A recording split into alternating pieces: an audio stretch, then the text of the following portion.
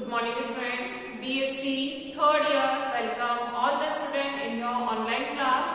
हम zoology paper first पढ़ रहे हैं जो कि है कॉर्डेटा और इस कॉर्डेटा के हमने सेकेंड यूनिट स्टार्ट की है। इसमें हमारा जो टॉपिक चल रहा है वो क्या है, इंडिविजुअल सिस्टम चल रहा है और इसमें हमने जो स्टार्ट किया है वो है एपिडर्मल डेरिवेटिव्स यानी कि अधिजन के व्युत्पन्न।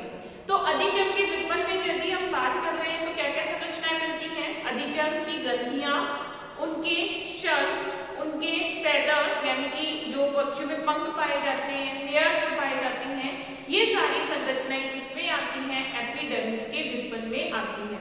तो कौन कौन सी ऐसी संरचनाएं जो एपिडर्मिस से व्युत्पन्न होती हैं उनको हम डिटेल से स्टडी कर रहे हैं।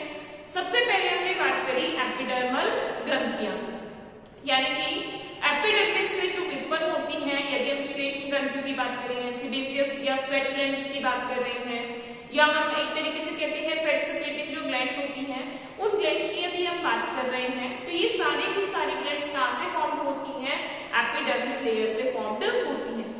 बहुत सारी संरचनाएं ऐसी हैं जो कि कहां से फॉर्म हो रही हैं, एपिडर्मिस से ड्राइव्ड हो रही है, यानी कि एपिडर्मिस से फॉर्म होती हैं। तो फर्स्ट ऑफ ऑल हमने कौन से स्टार्ट करी है, एपिडर्मल ग्लैंड।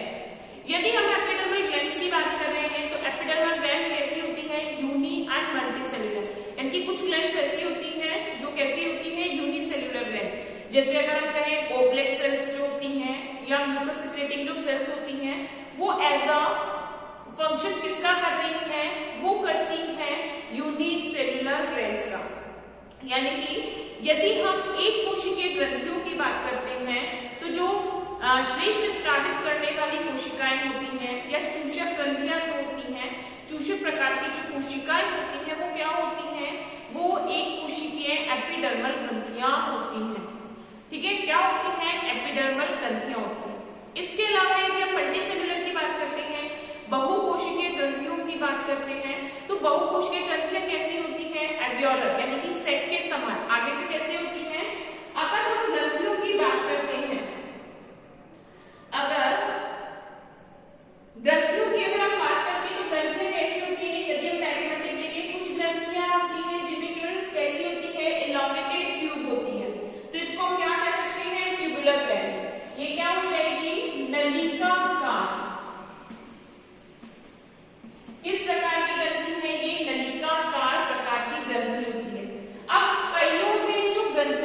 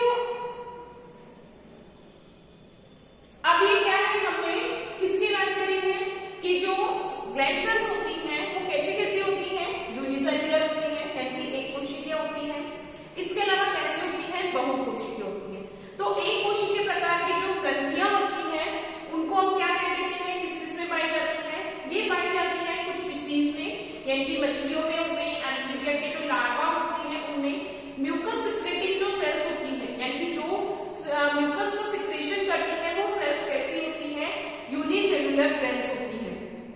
यदि हम मल्टी सेल्यूलर की बात करते हैं तो मल्टी सेल्यूलर जो ग्लैंड्स होती हैं वो कैसे होती हैं, या तो ट्यूबुलर होती हैं या वो कैसी होती हैं सिक्युलेंट टाइप्स की होती हैं। तो अब ट्यूबुलर जो सेल्स होती हैं, ट्यूबुलर में क्या होगा कि सिंपल हो सकती है, एक कॉइल हो सकती है, ब्रांच हो सकती है और कंपाउंड ट्यूबुलर हो सकती है। कौन कौन सी? नलिकाकार या सरल नलिकाकार कह सकते हैं, कुंडलित नलिकाकार होती है, शाखित नलिकाकार या संयुक्त नलिकाकार होती है। किस प्रकार से होती है? संयुक्त नलिकाकार होती है। तो इनको हम क्या कह सकते हैं? Tubular, coil tubular, branch tubular, simple branch tubular कह सकते हैं। ये कैसी हो जाती है? Compound branch tubular gland sales हो जाती है। अभी हम इनके फर्दर एग्जांपल्स भी देखेंगे। नेक्स्ट अगर हम बात करते हैं जो अनदर टाइप की ग्लैंड सेल्स होती हैं वो होती हैं सेक्युलेंट ग्लैंड्स।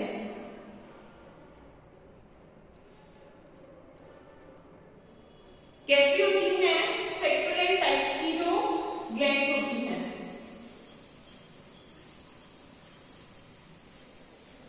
अब ये तो कैसे थी? सिंपल ट्यूब्स के रूप में थी। इसके बाद यदि हम सेल्स की कहते हैं तो कुछ कैसी हो जाती है, यानी कि इनका एक एंड फूल जाता है, लार्ज एंड लार्ज हो जाता है। तो इसको हम क्या कहते हैं? Simple secular gland. क्या कह देते हैं हम इनको? सिंपल सेक्युलर ग्लैंड कह देते हैं। यानी कि एक तरीके से वायु कूपिकाओं के समान कोष्ठीय ग्लैंड कह सकते हैं इनको। इनको हम क्या कह देते हैं? कोष्ठीय ग्रंथियां। वो नलिकाकार थी और ये कौन सी है? कोष्ठियां। तो ये कौन सी हो गई? सरल कोष्ठियां हो गई। इसी तरीके से वो क्या हो जाती है? कुछ ग्लैंड्स जिनमें ब्रांच निकल आती है,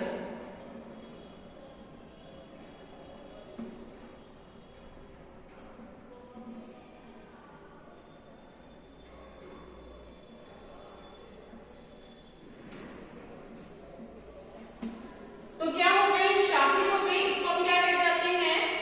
शाखित कोष्ठीय।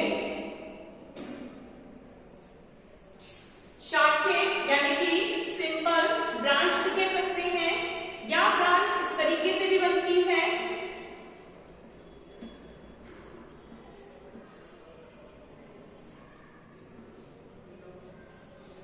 तो ये दोनों ही क्या हो जाती है? ये कैसी हो गई? शाखित कोष्ठीय, यानी कि branch secular, simple branch secular gland sales होती है। इसके अलावा क्या होती है? कंपाउंड्स होती हैं, यानी कि यहाँ पर जो ब्रांच है वो आपस में क्या हो जाए? कंजॉइंट हो जाए, यानी कि एक ही ब्रांच से बहुत सारी शाखाएं जब विकसित हो जाती हैं।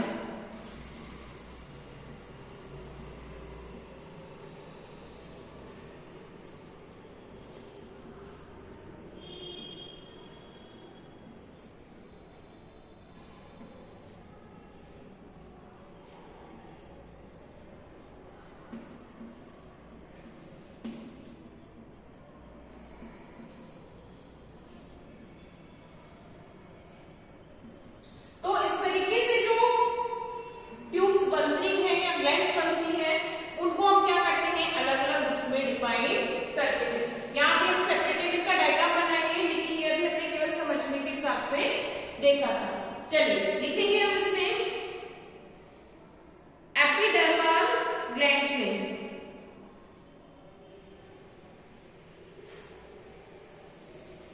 फर्स्ट ऑफ ऑल लिखेंगे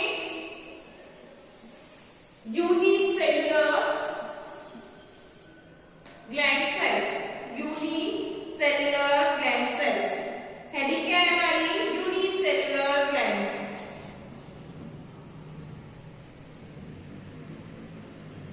यूनिसेल्युलर ग्लैंड्स लिखेंगे इसमें these are simple modified cell. These are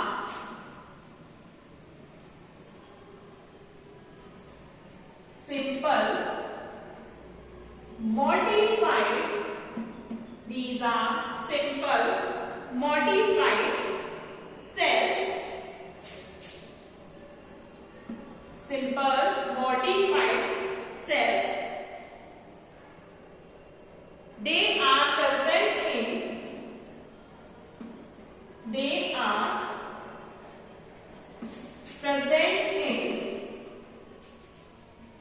amphioxis.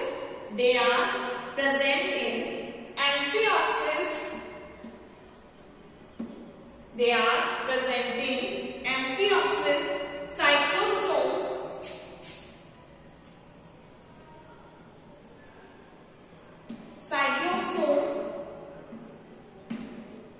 species, and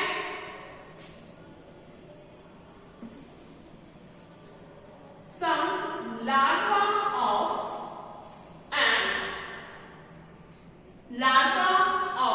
some हटा देना, larva of amphibian. Larva of amphibian.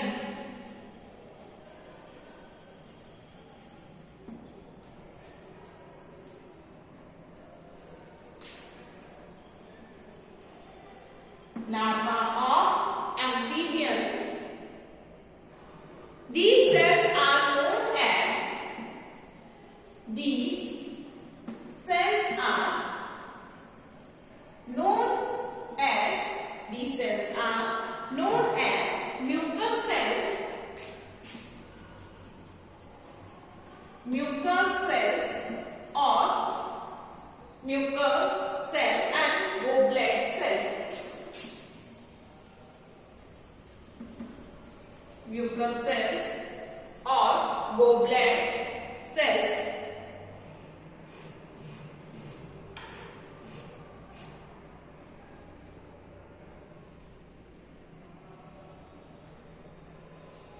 ठीक है, अगर हम इसका डायग्राम बनाना चाहें तो डायग्राम बनाएंगे इसका यूनिसेल्युलर ग्लैंड सेल का।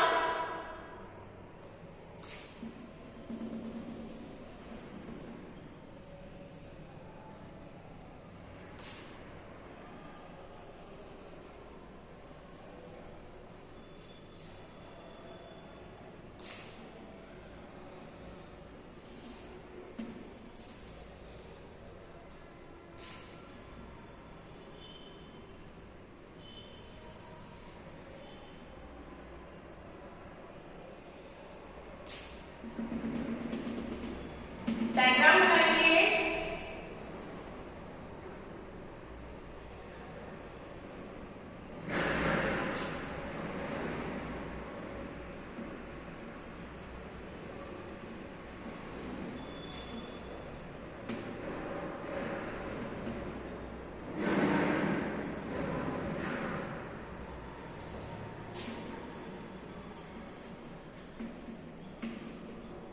डायग्राम बनाइए।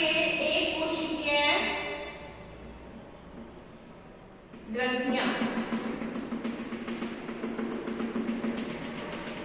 किसका है ये?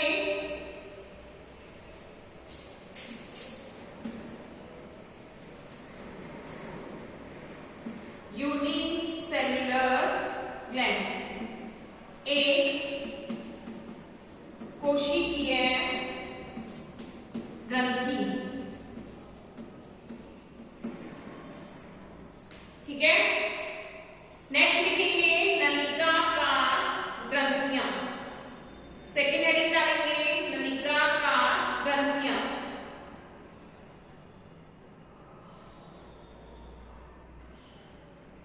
सेकेंड डालेंगे बहुकोशिकीय ग्रंथियां। नलिकाकार नहीं, हेडिंग डालेंगे बहुकोशिकीय ग्रंथियां। लिखेंगे बहुकोशिकीय ग्रंथियां। बहुकोशिकीय ग्रंथियां प्रमुख रूप से दो प्रकार की होती हैं। बहुकोशिकीय ग्रंथियां प्रमुख रूप से दो प्रकार की होती हैं।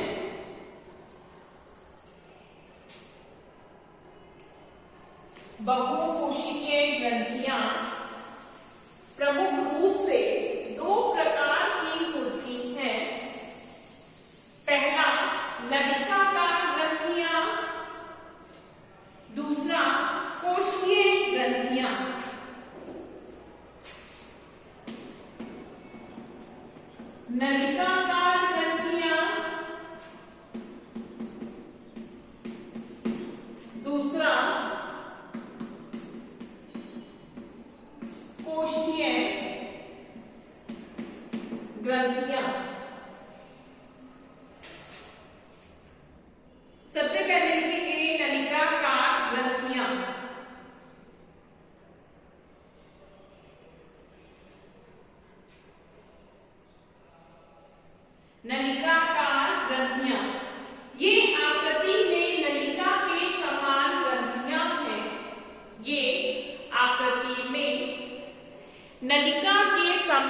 ग्रंथियां हैं, ये आकृति में नलिका के समान ग्रंथियां हैं जो कि एपिडर्मिस के मैल्पीगी स्तर, जो कि एपिडर्मिस के मैल्पीगी स्तर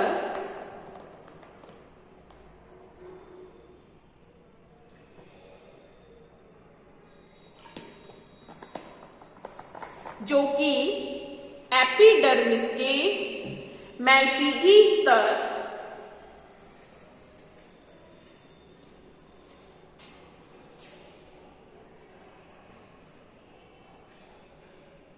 के डर्मिस में अंतःवृद्धि के कारण, मैल्पीगी स्तर के डर्मिस में अंतःवृद्धि के कारण विकसित होती हैं,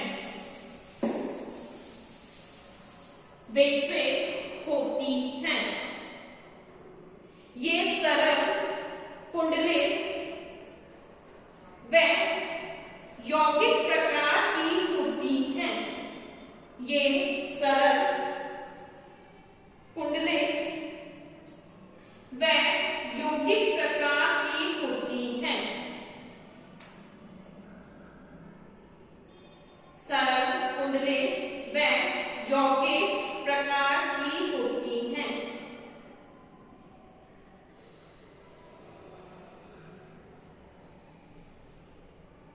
जैसे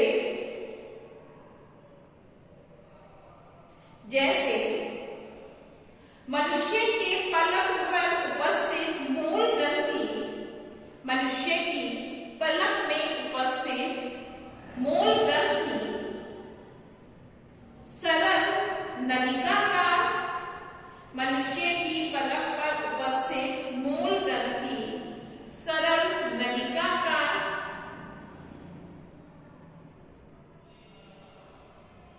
श्वेत ग्रंथियां कुंडलित नलिकाकार, श्वेत ग्रंथियां कुंडलित नलिकाकार तथा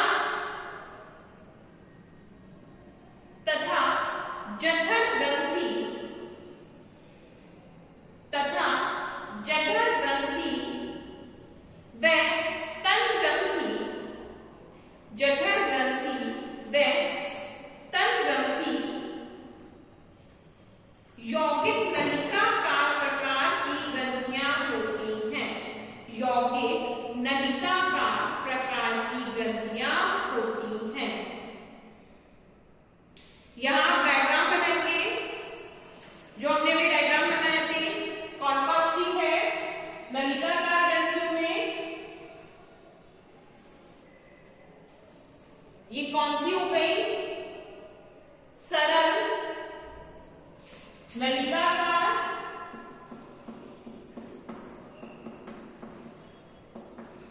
सरल नलिकाकार, और ये किसमें मिलती हैं, मोल्स ग्लैंड, मोल ग्रंथि। इसके अलावा कौन सी होती हैं, कुंडलित प्रकार की, यदि हम कहें,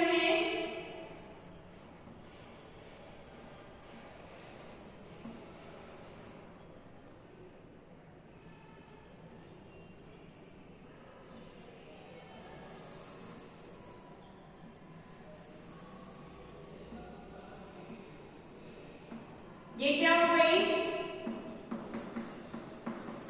कुंडलित नलिकाकार। इसके अलावा कौन सी होती है, शाखित नलिकाकार,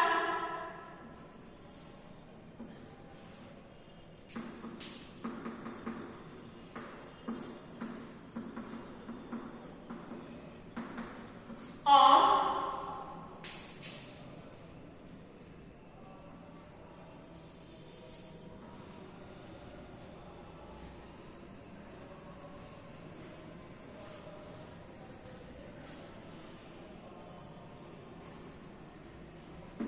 ये क्या है, हमारी संयुक्त नलिकाकार। किस प्रकार की है ये, संयुक्त, या इसको हम क्या कहते हैं,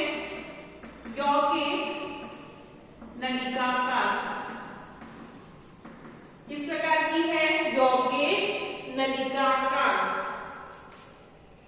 लिखेंगे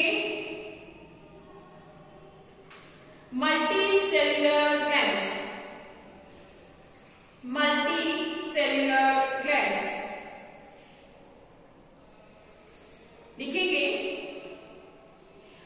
multicellular glands are two types, multicellular glands are two types. इसमें फर्स्ट लिखेंगे ट्यूबुलर ग्लैंड, ट्यूबुलर ग्लैंड। इसमें लिखेंगे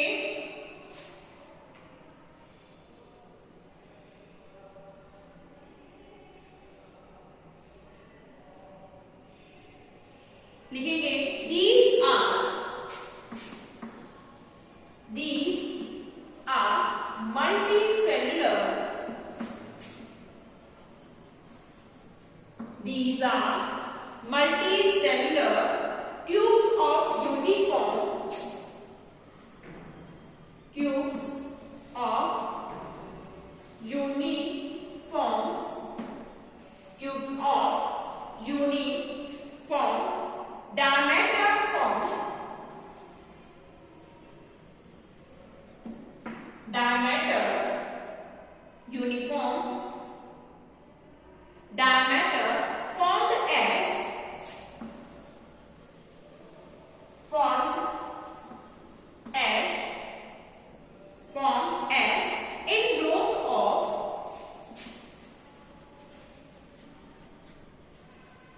in growth of Malpighian layer, in growth of the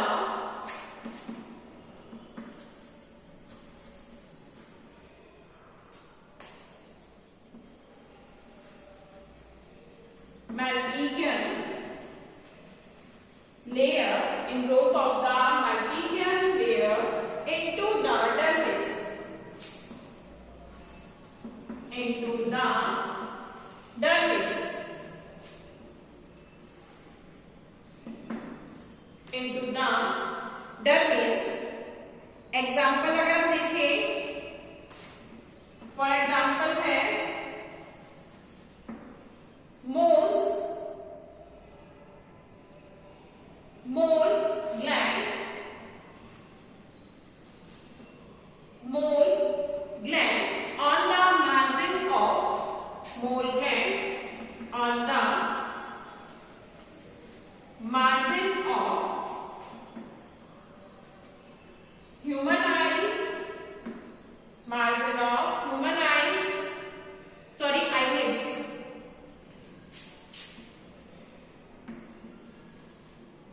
human eyelids। जो मोल ग्लैंड्स होती हैं वो क्या होती हैं? ट्यूबुलर ग्लैंड्स हैं।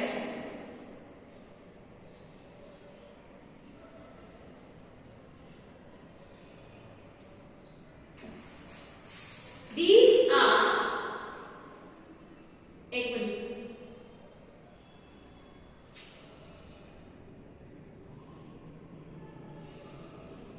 tubular glands can be, tubular gland can be simple, tubular gland can be simple, coiled,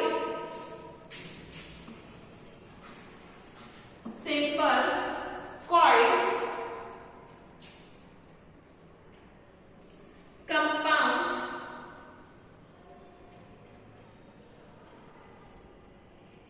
compound,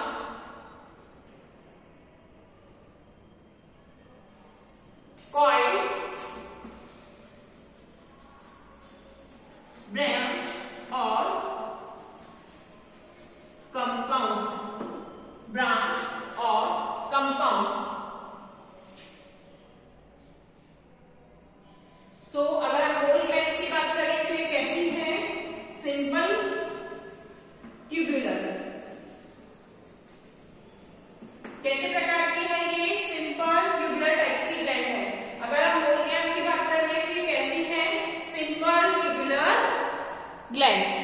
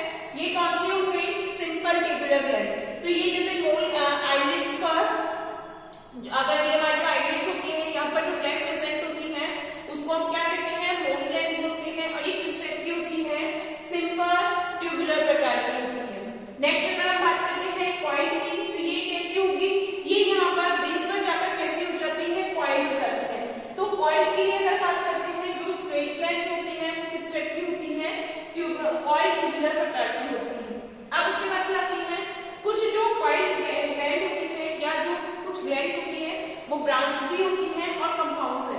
तो अगर हम बात करते हैं जैसे मैमरी ग्लैंड है, फीमेल की जो मैमरी ग्लैंड है, या मोनोट्रोम्स के मेंस में जो मैमरी ग्लैंड प्रेजेंट होती है वो कैसी होती है, वो कंपाउंड ट्यूबुलर ग्लैंड होती है।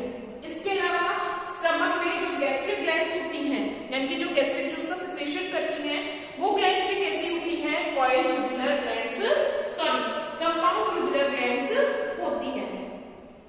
तो ये वाला डायग्राम आप भी बनाएंगे, ये जो अपर वाला डायग्राम है ये डायग्राम बनाएंगे इनके साथ, इस वाले के साथ आपको ये वाला डायग्राम बनाना है। नेक्स्ट हेडिंग डालेंगे कोष्ठीय ग्रंथियां।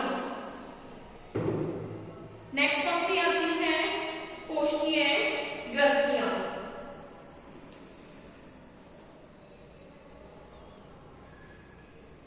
लिखेंगे इसमें कोष्ठीय ग्रंथियों में एपिडर्मिस का मैलपीगी स्तर,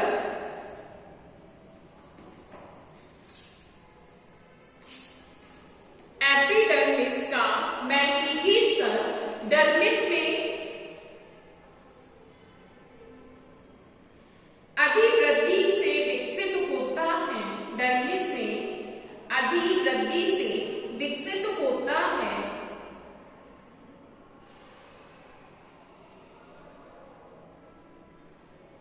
इस प्रकार की ग्रंथि का पश्च भाग, इस प्रकार की ग्रंथि का पश्च भाग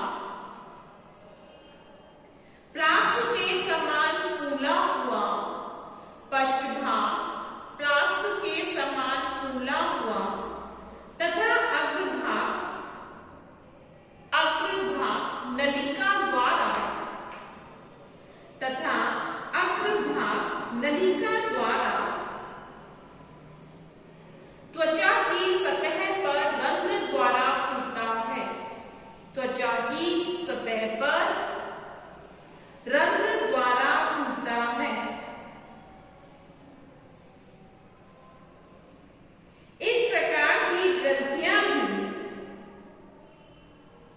इस प्रकार की ग्रंथियां भी सरल शाखित व संयुक्त प्रकार की होती हैं। इस प्रकार की ग्रंथियां भी सरल, शाखित व संयुक्त प्रकार की होती हैं।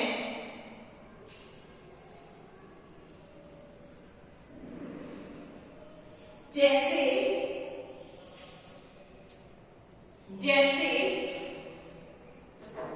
उभयचर जीवों की श्लेष्म व विषग्रंथियां, जैसे उभयचर जीवों की श्लेष्म व विषग्रंथियां, उभयचर जीवों की श्लेष्म व विषग्रंथियां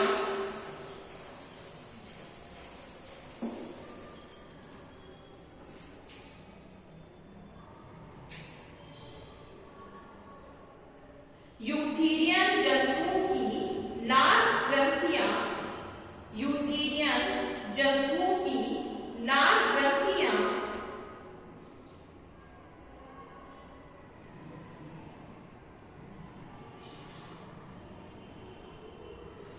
नर छिपकली की जांघ में उपस्थित उरु ग्रंथियां, नर छिपकली की जांघ में उपस्थित उरु ग्रंथियां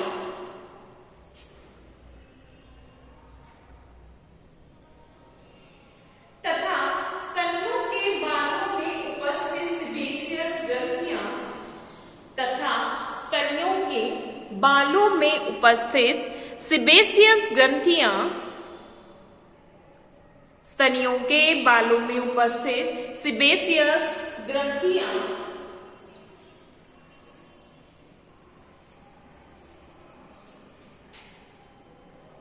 कोष्ठीय प्रकार की होती हैं, कोष्ठीय प्रकार की होती हैं, कोष्ठीय प्रकार की होती हैं। क्या लिखे हम, एवियोलर ग्लैंड्स, या इनको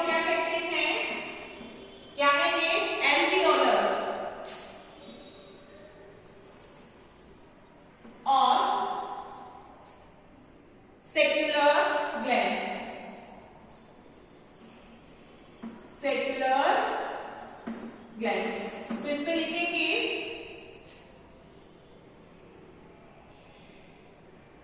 these glands are down growth of the these glands are down growth of the mammalian